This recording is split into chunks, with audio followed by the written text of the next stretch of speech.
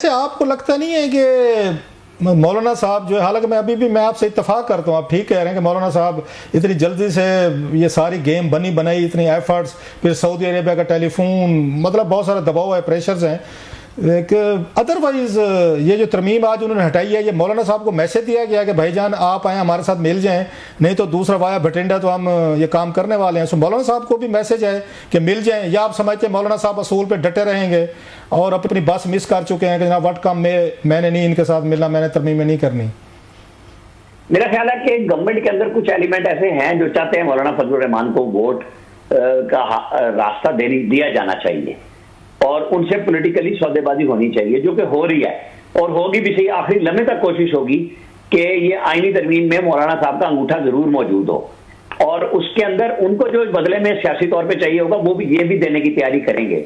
मौलाना के अंदर पार्टी में ये बात है कि हमारा बड़ा फायदा हुआ है कि जब से हम अपोजिशन में बैठे हैं, जो हमारी पोजीशन पीडीएम की गवर्नमेंट में खराब हुई, उनके साहबजादे के हवाले से, वजारत हाउसिंग के हवाले से जो इल्जामात लगे वो काफी धुलने लगे और उन्होंने धोए जिन्होंने हमेशा इल्जाम लगाए इन पर।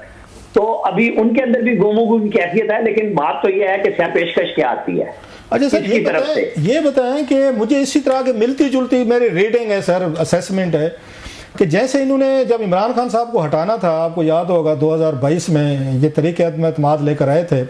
उस वक्त भी यही शोर होगा डाला गया था कि जनाब के 20 के करीब कोई ये पीटीआई के बागी ग्रुप है, फॉरवर्ड ब्लॉक बना रहे हैं, उनको सिंध हाउस में रखा गया है, उनकी फिल्में बनी, उनके जनाब इंटरव्यूज हुए, तो उन्होंने मौत दिखा के बुखार पे राजी कर लिया और बाद में हमने देखा किसी भी पीटीआई के बंदे का वोट नहीं था इमरान खान के खिलाफ, लिहाजा उन्होंने उसको वैलिडिटी दी थी कि एक इसकी पोलिटिकल और मॉरल एक जस्टिफिकेशन होनी चाहिए। अगर इमरान खान साहब को उनके बंदे तोड़ के हमने हटाया तो एक और क्यास होगा। अभी भी आपको लगता है कि वो मौलाना साहब को वो बंदे तो वो दिखा रहे हैं पीटीआई के, हमारे पास 8, 10, 12 हैं, तो अल्टीमेटली मौलाना साहब को कहेंगे आप तरमीम में डालें हक, ताकि इसकी मॉरल, लीगल और पॉलिटिकल जो ऑथेंटिसिटी है वो कायम रहे। सो मैं आपकी इस बात से इत्तेफाक करता हूं कि कोशिश करेंगे कि मौलाना का वोट इसमें डले, पीटीआई का आजाद अरकान का वोट ना डले इसमें।